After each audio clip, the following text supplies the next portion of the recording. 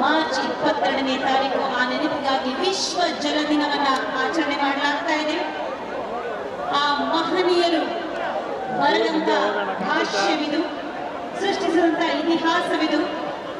ಬೆಂಗಳೂರಿನ ಜನರಿಗಾಗಿ ನೀರಿನ ಸಂಗ್ರಹಣೆಗಾಗಿ ನಿರ್ಮಾಣಗೊಂಡಂತಹ ಪ್ರಥಮ ಕೆರೆ ಸ್ಯಾಂಪಿ ಕೆರೆಯಲ್ಲಿ ಸುವರ್ಣಾಕ್ಷರಗಳಲ್ಲಿ ಬರೆದಿಡಬೇಕಾದಂತಹ ಕಾರ್ಯಕ್ರಮವನ್ನ ಹಮ್ಮಿಕೊಳ್ಳಲಾಗಿದೆ.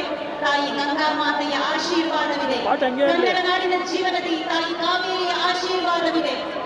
ನಮ್ಮೆಲ್ಲರ ಜೀವದಾಯಿನಿ ತಾಯಿ ಕಾವೇರಿಗೆ ಆರತಿಯನ್ನ ಮಾಡುವಂತಹ ಅಮೃತ ಘಳಿಗೆಗೆ ಸಾಕ್ಷಿಯಾಗುವುದಕ್ಕೆ ನಾವೆಲ್ಲರೂ ಅತ್ಯಂತ ಸಡಗರದಿಂದ ಸಂಭ್ರಮದಿಂದ ಸಿದ್ಧರಾಗಿದ್ದೇವೆ.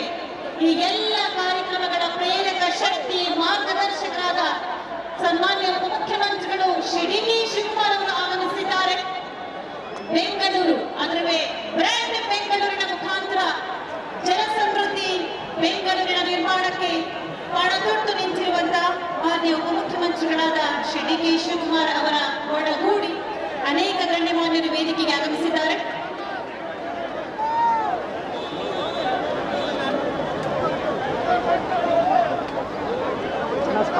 ದೇವರ ಮೇಲೆ ನಿಮ್ಮೆಲ್ಲರ ಗಮನಕ್ಕೆ ಈ ಕಾರ್ಯಕ್ರಮದ ಹಿಂದೆ ಅಪಾರವಾದ ಶ್ರಮವಿದೆ, ಪರಿಶ್ರಮವಿದೆ. ಕಾರ್ಯಕ್ರಮದ ಪ್ರತಿ ಕ್ಷಣವೂ ಇತಿಹಾಸದ ಪುಟಗಳಲ್ಲಿ ದಾಖಲಾಗಿದೆ.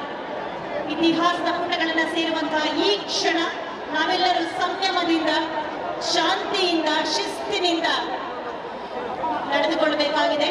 ದಯಮಾಡಿ ವೇದಿಕೆಯ ಮೇಲಿರುವಂತಹ ಗಣ್ಯಮಾನ್ಯರನ್ನ ಹೊರತುಪಡಿಸಿ ಈ ವೇದಿಕೆಯ ಉಸ್ತುವಾರಿಯನ್ನು ವಹಿಸಿಕೊಂಡಿರುವಂತಹ ಅಧಿಕಾರಿ ಬಂಧುಗಳು, ಸಿಬ್ಬಂದಿ ವರ್ಗದವರನ್ನ ಹೊರತುಪಡಿಸಿ ಉಳಿದವರೆಲ್ಲರೂ ಕೂಡ ವೇದಿಕೆಯಿಂದ ತೆರಳಬೇಕು. ನಿಮ್ಮೆಲ್ಲರ ಗಮನಕ್ಕೆ ಮತ್ತೊಮ್ಮೆ ಗಣ್ಯಮಾನ್ಯರನ್ನ ಹೊರತುಪಡಿಸಿ ಈ ವೇದಿಕೆಯ ಉಸ್ತುವಾರಿಯನ್ನು ವಹಿಸಿಕೊಂಡಿರುವಂತಹ ಅಧಿಕಾರಿಗಳು, ಸಿಬ್ಬಂದಿ ವರ್ಗದವರನ್ನ ಹೊರತುಪಡಿಸಿ ಉಳಿದವರೆಲ್ಲರೂ ಕೂಡ ನಿಮಗಾಗಿರುವಂತಹ ಆಸನಗಳಲ್ಲಿ ಆಸೀನರಾಗಬೇಕು.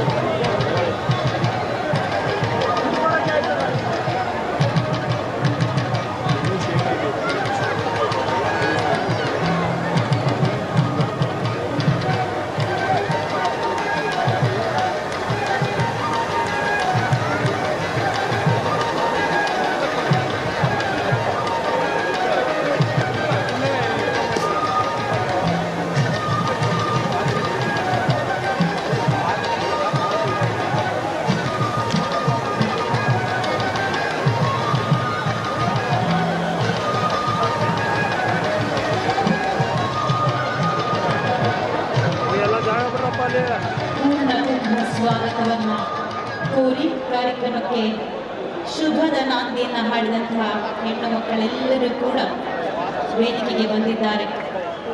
ಬರಲಿ ಶುಭದ ಸಂಕೇತವಾಗಿರುವಂತಹ ಪೂರ್ಣ ಕುಂಭವನ್ನ ಹೊಂದಿರುವ ಈ ಎಲ್ಲ ಮಹಿಳೆಯರಿಗೆ ಒಂದು ದೊಡ್ಡ ಚಪ್ಪಾಳೆ ಬರಲಿ.